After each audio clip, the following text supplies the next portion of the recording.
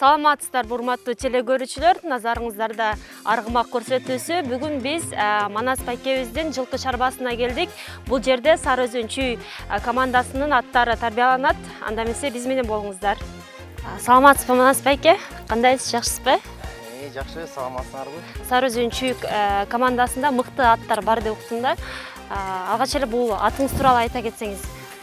Ооба, өзүңөр билгендей, Сары Өзөн Чүй аттары мындай айтканда кандай десек күчтүү, өзүңөр билгендей, ошо силердин алдыңарда атактуу полковник аттуу ат.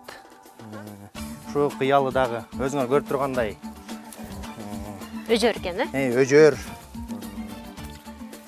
Характери ошо өтө ушундай негизи характерлүү аттар результат берет деп коет. Өзүңөр көрүп тургандай жулунуп турат.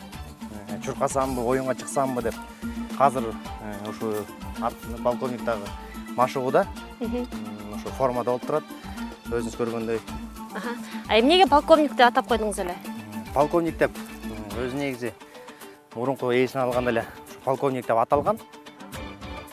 Ушу быйыл ниеттебиз Сары Өзөн Чүй командасына катарына кирип, составына чыгат деп ишеничтебиз. Сары Өзөн Чүй командасында кайсы функцияны аткарат? Коргоочу же? Коргоочу. Өзүңөр көрүп тургандай жоон мышцаларында көрүп турасыңар. Кудай буйрса Сары Өзөн Чүй командасынын намысын коргойт. Кандай жетишкендиктерге жетишти? Жетишкендиктер ушу кышкы улак деп коет бизде. Ушу кышында улакта быйыл 2-3 машина уттук, 2 төө уттук, бир 5-6 тай, акчалуу сыйлыктарды уттук. Ушу ат багуу биз мына хобби катары аттарды кичкеестен бери өзүм жакшы көрөм. Бизнес катары дагы же кандай? Хобби катары? Бизнес катары эки тараптан тең, эки тараптан тең. Аттарды ошо тууралуу кармайбыз. Өзүм кичкеестен бери аттарга кызыгам. Канча жашыңыздан бери атка кызыгып келесиз? Школ кезден бери эле ат минем. Мурун кичкеесте гүлүк чапчымын. Андан кийин улак тарттык. Гүлүктөн ат чабыш эмеге улакка өтүп кеттиңиз, Улакка өтүп. Ушул жылкыга кызыгып калган себебин ойлойм. Папасы ошо жылкы менен заниматься этчи да. Гүлүк чапчы учурунда көп эле аттарыбыз чыгып жүрдү. Ошо центральный ипподромдордо чабылып жүрдү. Саян деген аты бар болчу. Орлик деген кичинекейинде минген аттар бар эле. Ошо кезекте бирок ойлогон эмесмин мынчалыкка чейин кызыгып кетет депчи. Кичинекей бала чагынан көбүнчө эмеде жүрдү. Футбол менен кызыктı. Спорттун түрлөрүнүн баардыгына эле кызыктı. Жаш балдар кийин өзү эмеси келип калган кезекте жаш балдарды футболго тартты. Көп соревнованияларга катышып, жанагындай кубоктарды утуп келип жүрүштү. Андан кийин эле ошо бир бет эмеге жылкыга кызыгып калды да. Ошо көбүнчө папасынын таасири го деп ойлойм. Ошо көп жанагындай саяпкерлер келчи үйгө. Ошолор коорашып отурган кезекте кызыкса керек. Анан бирок мынчалык кызыгып кетет деп ойлогон эмесмин.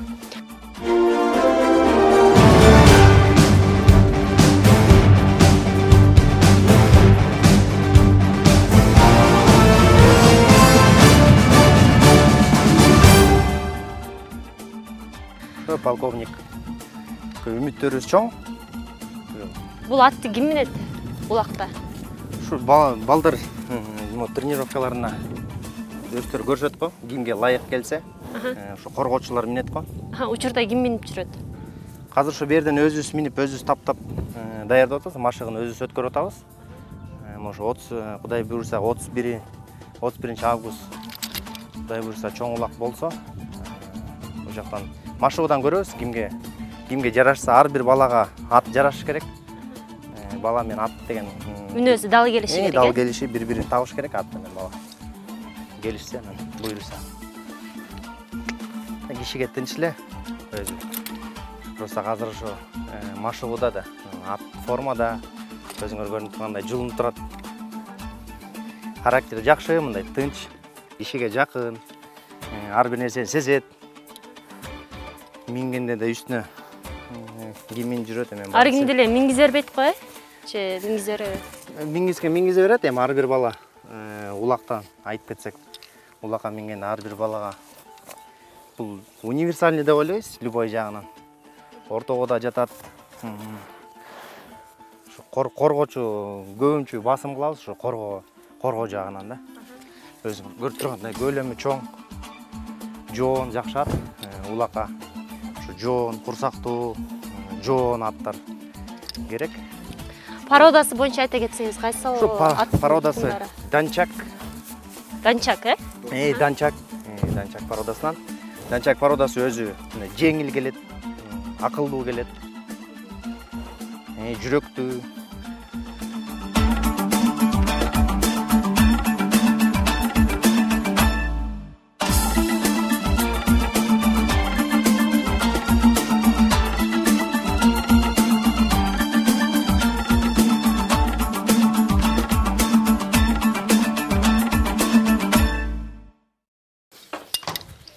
Менин атым Акбар.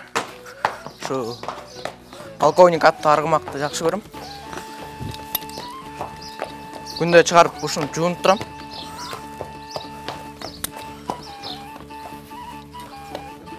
Эки-үч жылдан бери ушу аттарды багып жакшы көрөм. Ошонун арасынан полковник аттуу аргымак. Көп жылдан бери жүрөбүз. Күндө ошону жуунуп турам. Мүнөзү жошур бул аттын.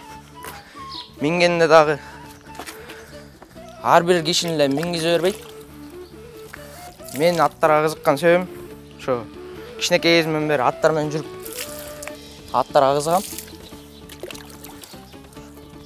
Сабактардан келгенден кийин аттар менен сүйлөшүп, ошо чөп жемдерин берип, полковник жем, чөп жейт, сайвистерин берем, витаминдерин. Мүнөз жош, жакшат. Кечке мал салкындаганда бастырам. Бастырганга чейин бир сааттай байлап да коем.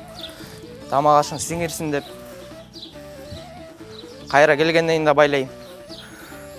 Шу күндө эле жуундурабыз. Ванналарды атайын койдук жуундурганга. Күндө түшкөн мал жуундурабыз. Суу, жылуу суу менен жуундуруш керек атты. Суук тийип калбаш үчүн.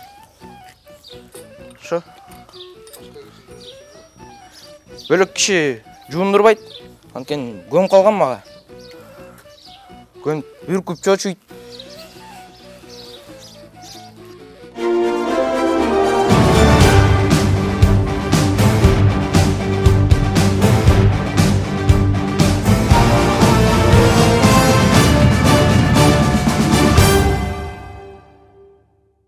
Кийинки атыңыз тууралуу айта кетсеңиз.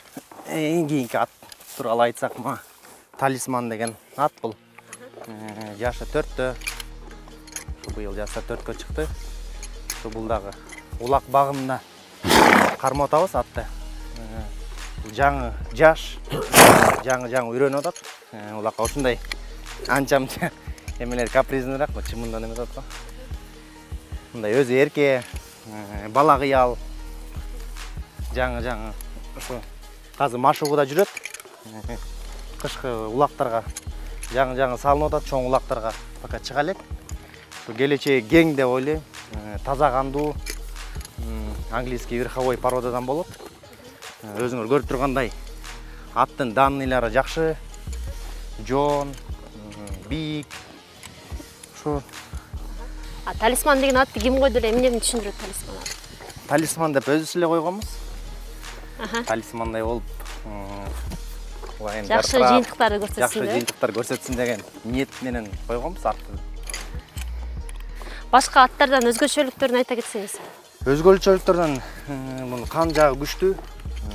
Өзүңөр көрүп тургандай мүчөсү дагы абдан кооз жылкы, абдан күлүк жылкы бул өзү.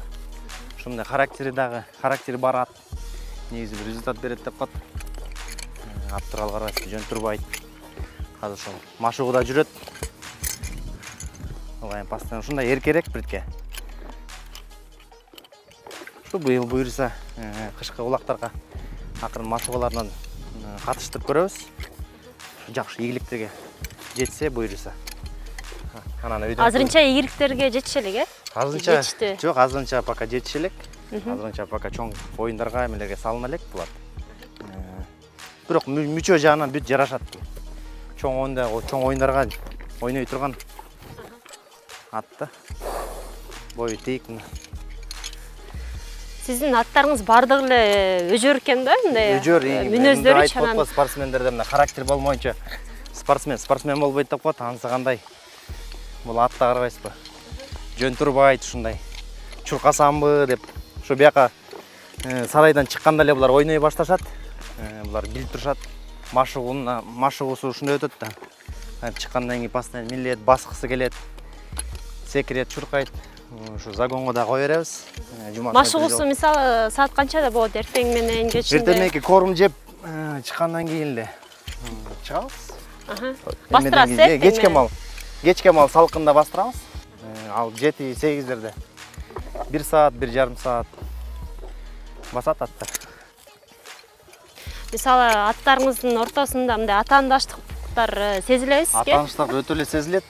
Адамга дагы мисалы үчүн кругтан да иштетебиз да. Бири-бирине атаандашат, чуркап, чапканда да бири-бирине эрегишет. Эрегишип характер болгон үчүн результатка жетишет го деп ойлойм. Аттарчы. 3 жашында мен ошо Беловодский айылынан көргөндө эле мүчөсү жагып, ошоктон алганбыз булар. Демек, өзүңүз деле жактырып алгансыз, жактырып алгам бул. Кан жагы дагы күчтүү, атасындагы Шриф деген айгыр. Чет өлкөдөн келген. Энеси дагы таза кандуу бие. Ата тегин билебиз бул аттын. Демек, аттандап атканда эле биринчи ата тегин сурап, ата тегин көрөбүз, кан эметебиз, анан мүчө жагын, мүчөсүн да карайбыз обязательно. Дене мүчөсүн карайсыздар. Дене мүчөсүн карайбыз, буттун узундугу, боюн карайбыз, мойнун узундугу. Бүт бары, бүт соответствовать этиш керек. Ошо жактарында карайбыз. Бул атыңыз күлкөдө чапса болчу да экен, э? Ооба, бул кунан кезинде күлүккө чалып даярдалып жүргөн ат. Андан кийин ошо биз алгандан кийин ошо улак көбүрөөк басым кылып, ошо улакка даярдап атабыз азыр. Мисалы, бир ат күлүккө дагы, улакка дагы ойной берген аттар болобу? Жок, күлүккө. Же бир эле жак Бир направление кетет. Мисалы үчүн бир эле ат, мисалы үчүн улакка да болот. Күлүккө да чабылат. Бирок ошо бир жак направлениесине кетет да. Же улакка кетсе анда улакка, күлүккө даярдалса анда күлүккө чабылат. Көбүнчө аттар күлүккө жарабагандан кийин ошо улакка дагы машыктырабыз. Азыр биз машыгууда жүргөн аттар кадимкидей чарчайт. Чарчап, кечинде кирсең сарайга 4 бутун аз көтөрүп алып укташат коңурта. Кадимкидей.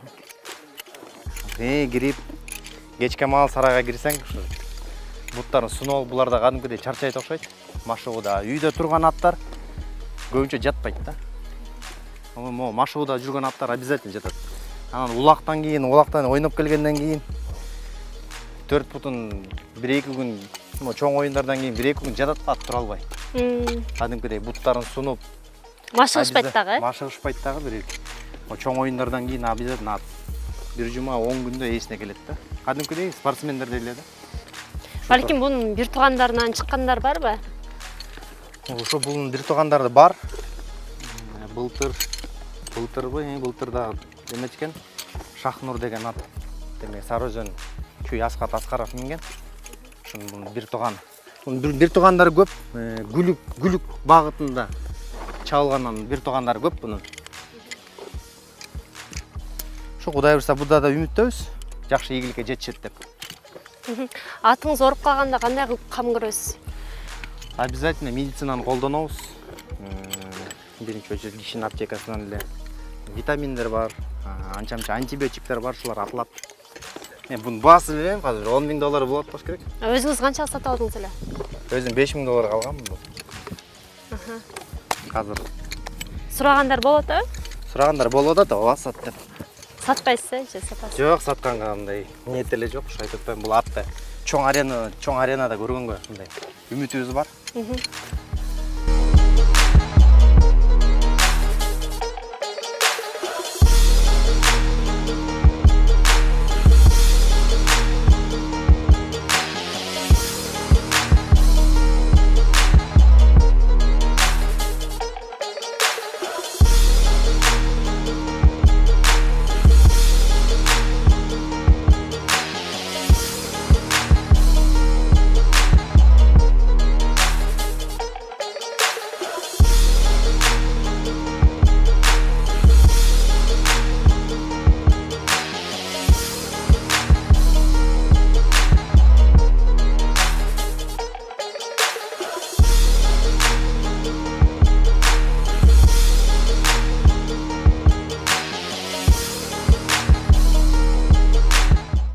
мына ат багып атабыз, сарайга аттарга ушундай жакшы условия керек экен. Кышында жылуу, жайында салкын. Ушу размерлерде тууралуу айтып кетсек, 3,5 га 3,5 ичи размерлери. Анан мына өзүңөр көрүп аткандай үстүндө пена, жылуу. Кышында жылуу, жайында салкын дегендей. Ушу сарайда Сары Өзөн чүйгө чыга турган аттар багылат. Өзүңөр азыр көрсөтөм. Бу жерде мына талисман аттуу атыбыз бар, азыр ачып көрсөтүп берейин. Талисман деген ат бул. Ушу Кудай буйруса улакка салынып жүрөт, жаңы үйрөтүлүп атат. Жашы 4-тө. Ушу биякта дагы азыр дагы айтып кетем аттар жөнүндө. Бу жерде мына полковник аттуу аргымабыз бар. Быйыл ушу Кудай буйруса Сары Өзөн чүй командасына чыгат. Мына Сары Өзөн чүй командасынын машыгууларына барып жүрөт. Ушу быйыл 31-нде Кудай буйруса өтсө, үмүттөбүз. Өтөт деп аны ошого Кудай буйруса командага катышат да. Ушу биякта дагы жашы өсүп келаткан аттардан дагы бар. Бияктан көрсөтүп кетейин. Биздин Көкбөрүдө атактуу Бойко ат деген элдин баары эле тааныйт го. Улактык эметкендер ошонун бир тууган иниси болот. Сухарь деп 2 жаш. Кудай буйруса келечеги жакшы болот го деп ойлойбуз, буйруса үмүттөбүз. Ушу бул дагы азыр даярдалып атат, минилип атат. Анча-мынча тренировка кылып атабыз. Ушу турган условияларын өзүңөр көрүп атасыңар. Түйү сарайдын түйү кирпичтен жасалган. Түйү жылуу болсун деп, астында резинка, жем жегенде атайын баллон, буттарын урбаш үчүн. Анан мо жем берген чашкасы атайын бийигирээк коюлган, бутун урбаганга. Ушундай шарттарды түзгөнбүз аттарга. Аттарды жакшы көрүп сүйгөндөн кийин ошо Байым аттардын жанында жүрөбүз. Аттарга шарт түзүп.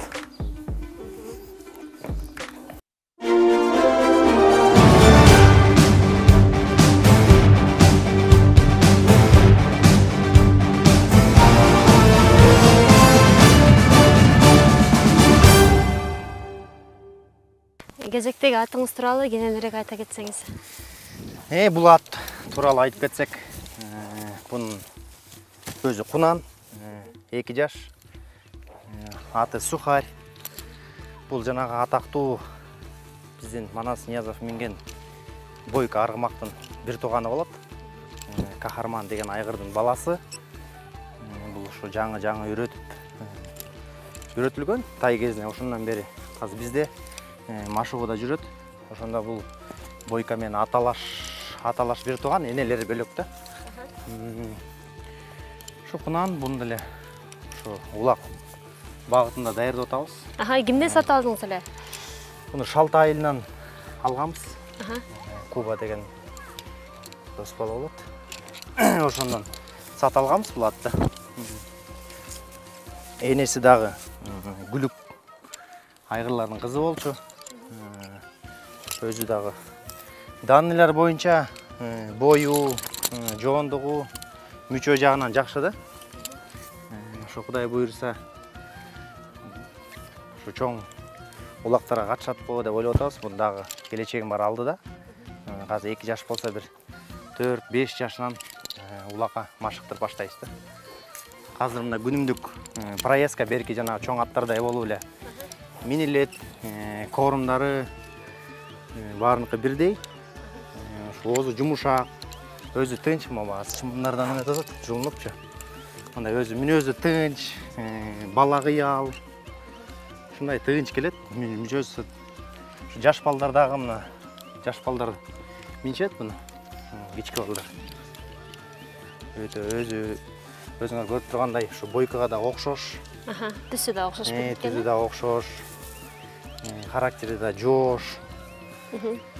Демек, бул атыңыз улакка чыгыш үчүн дагы 3 жылдай керектелет экен. Дагы бир 3 жылдай керек. 3 жыл дагы машыгат. Машыгат ооба.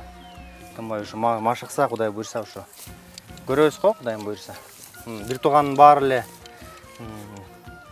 өзүңөр билгендей көп булардын бир туугандары. Талас командасында да бар. Достук командасында да бар.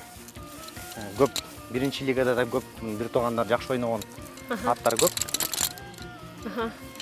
Азыркы учурда мындай көндүрүп атасыздарбы? Бир ат чабыштарга алып барып, балким, Ооба, атайын могу чоң улактар болгондо, улакка салбасак дагы барып минип, аттарга аралашып, духу пайда болот. Элдин астында чочубаш үчүн. Жанда атча эмелерге, улактарга алып барабыз. Жаш балдар минишет. Ошонтип үйрөнөт, акырын машыгып. Акырын опыт набираться ете берет. Мындай чоң аттар сыяктуу кылып эле күнүнө минилет, машыгууда жүрөт. Ошо аттардын арасынан ошолорду көрөт. Негизи аттар канча жашка чейин чоңое берет? Аттар чоңойгондо спорттун ичинде жүрө берет. Буга чейин да айтып кеткендей, багысуу келишсе, жүрө берет аттар. Эң негизги булардын буга чейин да айтып кеткем. Эң негизги бутун сакташ керек. Любой аттын ушу буту. Буну атадан эле ишке экен, Ооба, бул деле ошо таза кандуу жылкылардын катарына кирет. Бунун атасы дагы чабылып жүргөн, өзү гладкийге чабылып жүргөн ат. Кахарман деген ат атактуу. Ошо кахармандан жакшы балдар чыгып атат. Эң биринчи кахарманды белгилүү кылган бул бойко деп ойлойм. Ошо бойкодан кийин эле ошо бунун бир туугандары чыга баштады да. Улак багында бир туугандар да жакшы жыйынтык көрсөтөт. Жакшы жыйынтык көрсөткөн, ооба, каркыра деген ат бар. Сары өзөн рассветке чыгып, Нурболот Элеман минген. Эгер сыр болбосо канча сомго сатып алдыңыз эле? Буну $3000 алгам. Тай кезинде. $3000 баалап алгам. Азыр сурагандар болот, Азыр сурагандар сурайт, көп эле сурашат, бирок буну чындап эметкенде бул өзүмө абдан жагат бул ат. Ошо өзүбүз минсекпи деген ойдо. Ошо өзүбүз деле калат буйрса. Өзүңүз деле калат, Ооба. Сиздин балаңыз бар экен? Кичке. Балаңыз да сиздин ишиңизди улантып кетет деген. Ооба, минет, кызыгат барбы? Кызыгат ал дагы спортто. Азырынча ошо футболдо да аралашып жүрөт. Спортто жүргөндөн кийин кызыгат го деп ойлойм. Азыр эле биз ушу машыгууга чыгып минсек, бизге кошулуп ат минет. Кызыгат ушул. Сайыстерин беришет. Жана сарайларды тазалашып, жардам беришип, аралашып жүрөт. Ушу жанында алып жүрөм. Ошо үйрөтөбүз го, Кудайым буйрса. Аттарыңыздын табити жоголуп кеткенде кандай ыкмаларды колдоносуз? Ыкмаларды витаминдер, в основном сабиз. Кандай витаминдер? Сабиз беребиз. Настроениясы жок болуп, аппетит бузулганда сабиз жейт, сабиз эметкенде кантип аппетит ачылат. Кант да берип коюшат. Кант беришет, бирок биз патка деген жана сахардын эмеси бар. Ошону кошуп беребиз. Ал деле убакыт сааты менен берилет. Бир жылда, бир айдай жейт. Ар бир өзү убакыт эмеси менен. Кышкы малга аракет кылабыз, алма сактаганга. Алма да берип турабыз. Ошонтип эрке бала бул. Абдан эле эркек экен. Бул командада аттардын эң күчүсү ушул окшойт, Бул команда эмес, бул өзү жеке менчик атыбыз. Командага кошулчу ат. Команда кошулчу, ниетибиз эң кичүү атыбыз. Мындан кийин тайлар бар, бирок ал күлүк багымда. Эмнеге аламан улакка качпайсыздар? Ал жакта аламан улактын аттарына биздин аттар алардын улагына улакка жарабайт. Туруштук бере албайбы? Туруштук бере албайт, алар аттар чоң келет. Анан алар мындай жука эмес, алар жоон келет. Көпчүлүк абайлы мындай топко кире турган. Ошо разницалар ошо да.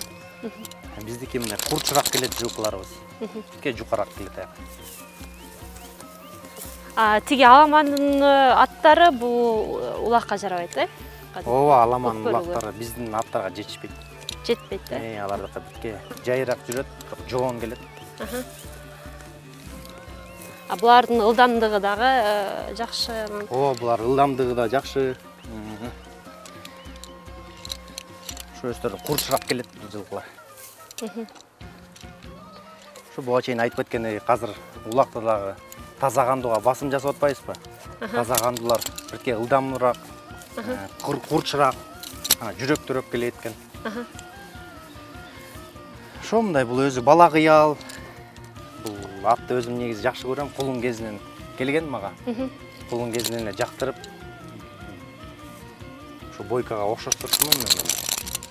Сиздин күнүмдүк жашооңуз эле ушул ат багуу менен өтөт да көбүнчө?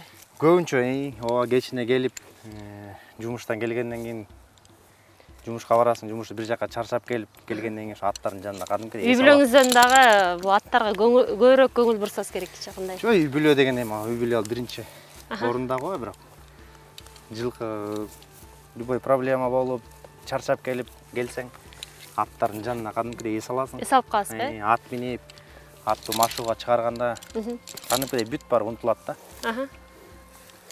Кадимкидей эс аласың. Чапкан пайдалуу дешет да. Мындай ат чапканда кадимкидей эле машыккандай болосуң деп айтышат. Ооба, постоянно могу бүт кишинин организми, дене булчуң бүт баары постоянно напряжен отурасың. Ат минген негизи ден соолукка дагы жакшы деп айтышат. Ошо бел бекем болот. Сиз айткандай булчумдар чыңалат, Бастан чыңалат. Ден соолукка дагы жакшы да. Ошо минип туруш керек, ат миниш керек. Кыргыздын уулу болгондон кийин. Ар бир кыргыздын баласы. Кыргыздын баласы болгондон кийин атка жакын болуш керекпиз деп ойлойм. Ошо ат биздин хобби. Аттарды жакшы көрөбүз. Бул атыңыздын атын өзүңүз койдуңуз белечи? Эмнени түшүндүрөт? Сухарь деп койгонбуз. Кино бар го, кино Сухарь деп жакшы чыккан ат, ошо тууралуу атактап, ошо ат жеткен ийгиликтерге жетсе экен, атактуу болсо экен деген ниет кылып туруп койгонбуз, Сухарь деп. Ошо атына заты жарашкан. Өзүңөр көрүп тургандай атына заты жарашкандай. Бой десеңиз бой, мүчө десеңиз мүчө, бүт келишкен ат бул. Ошо бул атты өзгөчө жакшы көрөм өзүм. Эркелетип багабыз.